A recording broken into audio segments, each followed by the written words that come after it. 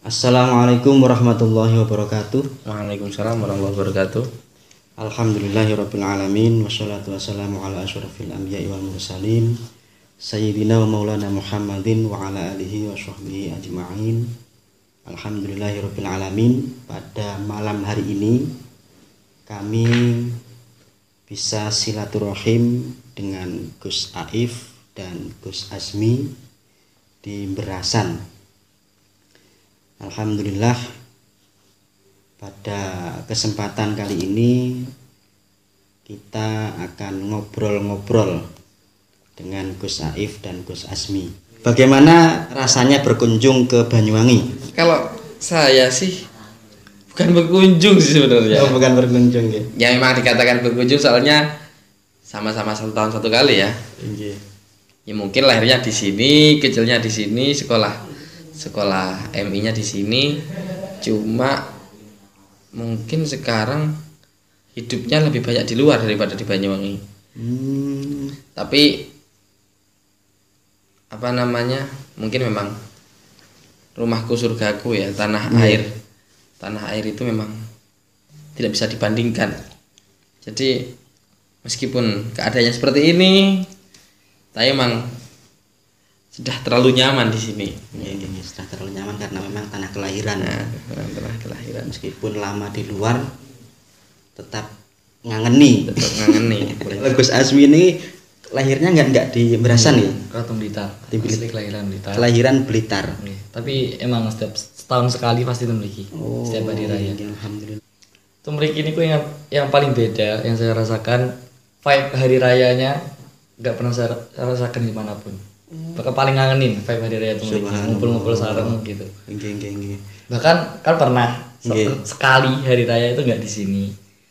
Itu tuh di mana ya? Kalau Idul Adha di rumah itu sering. Kalau Idul Fitri itu waktu itu sekali di Tangerang. Itu nggak bisa. Tahun kemarin. Iya, nggak bisa saya ngalahin sini, nggak bisa. Makanya vibe hari raya yang paling ngangenin. Nah, mungkin ada sambuan atau kok bisa ngangeni ngoten. Nggih, tahu kumpul-kumpul keluarganya nih. Kumpul keluarga nggih. Kali saudara-saudara gitu. Ketemu saudara-saudara, kumpul semua keluarga. Oh, nggih. Kan cuma bisa setahun sekali. Yang benar-benar lengkap semuanya. Biasanya kan ada undangan apa sholawatan malam takbir apa halal bihalal sehingga nggak bisa keberasan gitu. Kalau malam hari raya di Azmi yang sering acara bareng dengan Subhanal Muslimin di Tabligh Akbar ya biasanya ya. Tabligh Akbar biasanya kan menyambut Ramadan, menyambut Idul Fitri itu ada Tabligh Akbar. Kalau saya sendiri sih pernah satu kali Lebaran di luar Banyuwangi dan saya nangis waktu itu. Coba no. Nangis waktu Lebaran di luar Banyuwangi. Nah, undangan enggak ada undangan. Cuma waktu itu Mas mau pulang tapi disuruh bareng dengan kakak yang di Sidoarjo. Akhirnya saya nangis waktu itu. Memang ya kata Jasmi tadi, memang beda suasana Lebaran di sini dengan yang lain. Tidak bisa diungkapkan dengan kata-kata. Gus Azmi di pondok mana nih?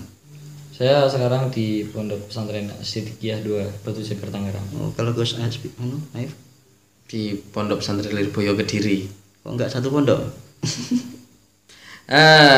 Beda, maksudnya masih beda jenjang dan juga mungkin masih. Kalau dari kan di sana ngapalkan Al-Quran juga. Kalau sekarang sudah selesai. Jadi fokus kitabnya. Kalau soalnya Qurannya sudah selesai gitu. Selesai kelas berapa nih? Selesainya 7 tahun yang lalu. 7 tahun yang lalu. Kira-kira kelas formalnya kelas berapa nih? Kelas 2 apa? Aliyah.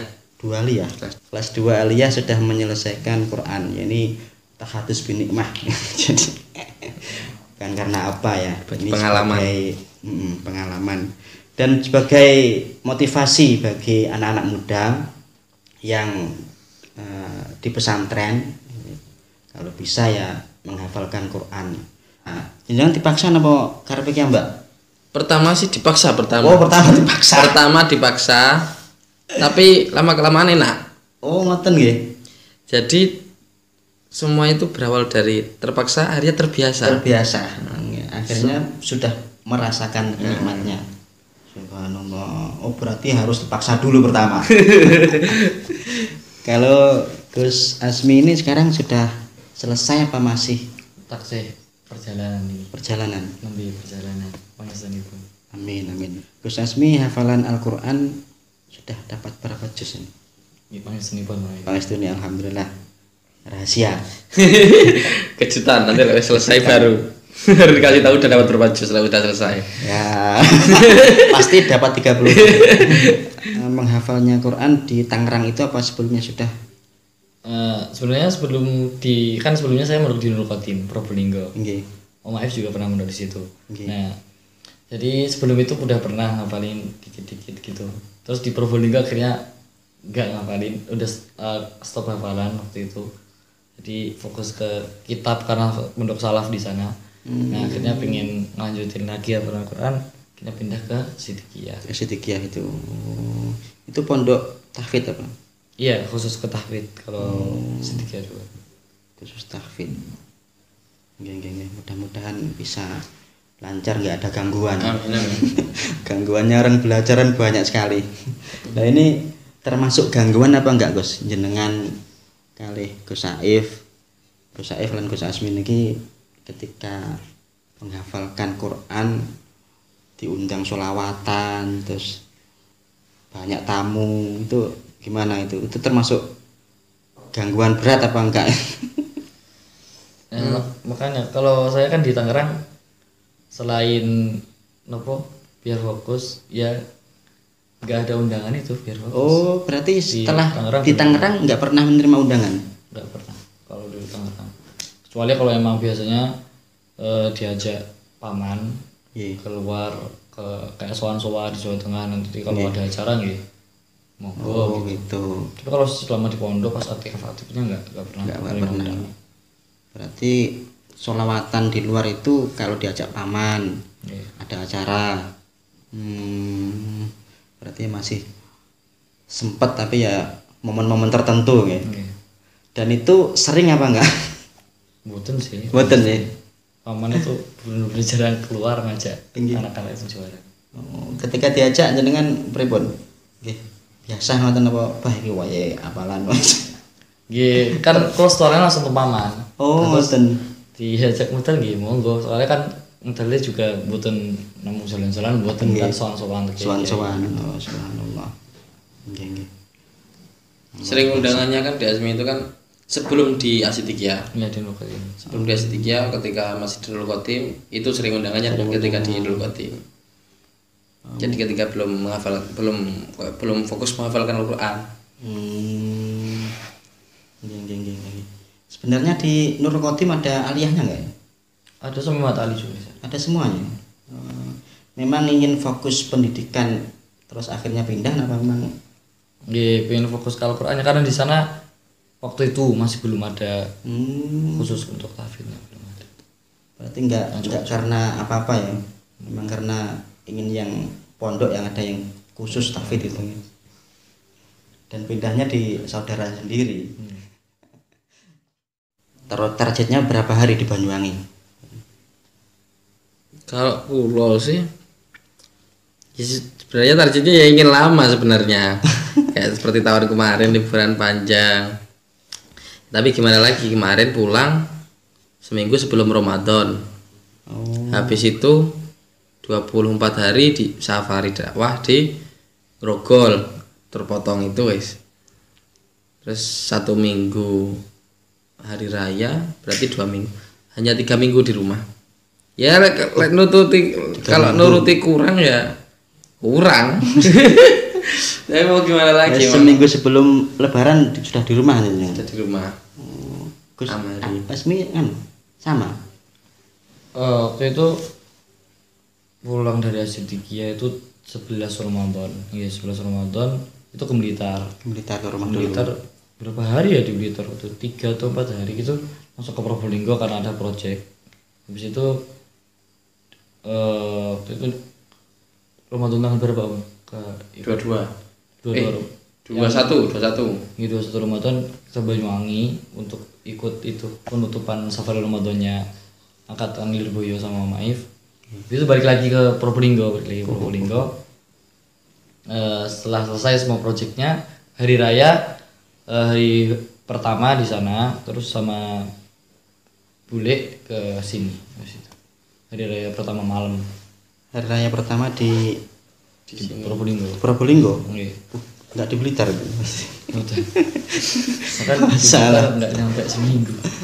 Malah jarang ya sampean. Malah ini jarang, mungkin bisa dihitung hari raya pertama di Blitar itu bisa dihitung. Dari dulu itu biasanya malam hari raya di Banyuwangi. Di Banyuwangi. Mulai dari mbah yang di Blitar udah nggak ada, akhirnya yang ke sini. Banyuwangi. Kelahiran kan Blitar ya. Terus hari raya jarang di Blitar. Hari raya pertama, sholat hari raya. Sholat hari raya jarang. Itu sudah biasa ya. Di Proling kan juga termasuk seperti rumahnya sendiri mungkin. Berapa tahun tadi Probolinggo? 3 tahun. 3 tahun. Ini 3 tahun. Kalau jenengan juga 3 tahun di Proling? 4 tahun.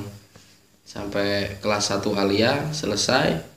Setelah itu ikut beasiswa di Sulaimaniah Surabaya.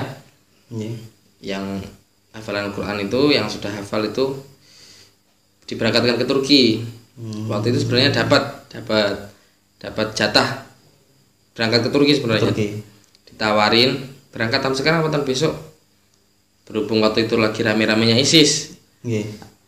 Rame-ramenya ISIS, ada yang masuk ke Turki juga. Akhirnya sama ibu enggak usah juga masih kecil, waktu itu masih umur 15 enggak salah. Wah, terlalu jauh, ibu enggak tega ke luar negeri Turki. Akhirnya ya wis lah, enggak ngambil dulu, ada pindah ke Malang, mantapkan Qur'ane 2 tahun.